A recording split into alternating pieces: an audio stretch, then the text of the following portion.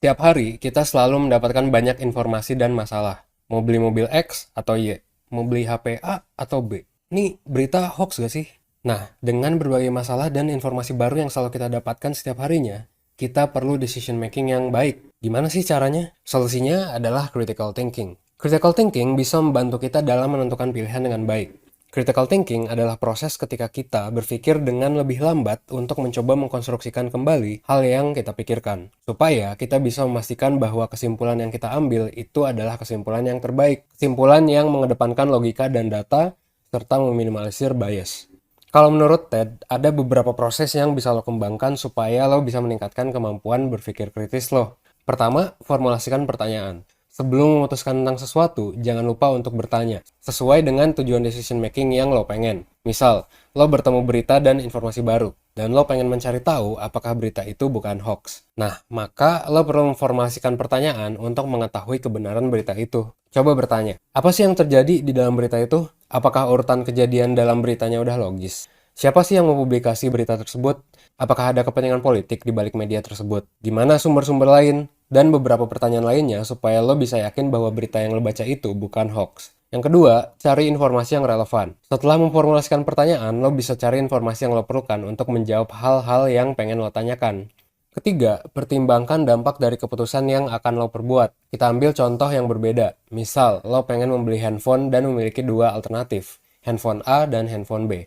Setelah lo mendapatkan informasi yang relevan, lo perlu mempertimbangkan dampak dari masing-masing pilihan lo. Beri label plus dan minus bagi setiap alternatif, dan cobalah buat pilihan yang paling menguntungkan buat lo. Keempat, jangan lupa juga untuk explore alternatif pandangan lain. Dengan konteks contoh yang tadi, coba cari juga alternatif handphone lain yang mungkin bisa lo beli. Mungkin ada handphone dengan merek dan tipe lain yang bisa jadi lebih cocok dengan tujuan lo membeli handphone di awal. Nah, critical thinking sendiri memiliki kelemahan, karena prosesnya sebetulnya cukup lambat. Kenapa sih critical thinking cenderung lambat? Karena critical thinking mencoba melawan naluri kita untuk berpikir dengan mengambil jalan pintas, tanpa banyak pertimbangan dan usaha. Karena critical thinking itu sebetulnya mencoba untuk melawan naluri kita untuk berpikir. Sebagai manusia, kita cenderung selalu ingin mengambil jalan pintas, tanpa banyak pertimbangan dan usaha untuk berpikir. Sebutan untuk pemikiran jalan pintas ini adalah heuristik. Heuristik adalah ketika kita memilih keputusan dengan cepat tanpa mempertimbangkan banyak hal dan biasanya hanya berdasarkan intuisi atau berdasarkan pengalaman yang kita punya, yang sebetulnya terbatas. Cara heuristik ini bisa dibilang adalah lawan dari berpikir kritis. Nah, meskipun cepat dan tidak mempertimbangkan banyak hal, bukan berarti pemikiran heuristik atau jalan pintas itu selalu salah. Pemikiran ini juga kita butuhkan dalam beraktivitas. Kalau kita selalu mikir lama, kemungkinan pace kita bakal jadi lambat banget dalam beraktivitas. Banyak dari kita yang nggak perlu selalu berpikir kritis. Misal, pas kita milih makanan, atau pas kita milih untuk lewat jalan mana yang pas untuk pergi kerja, dan sebagainya.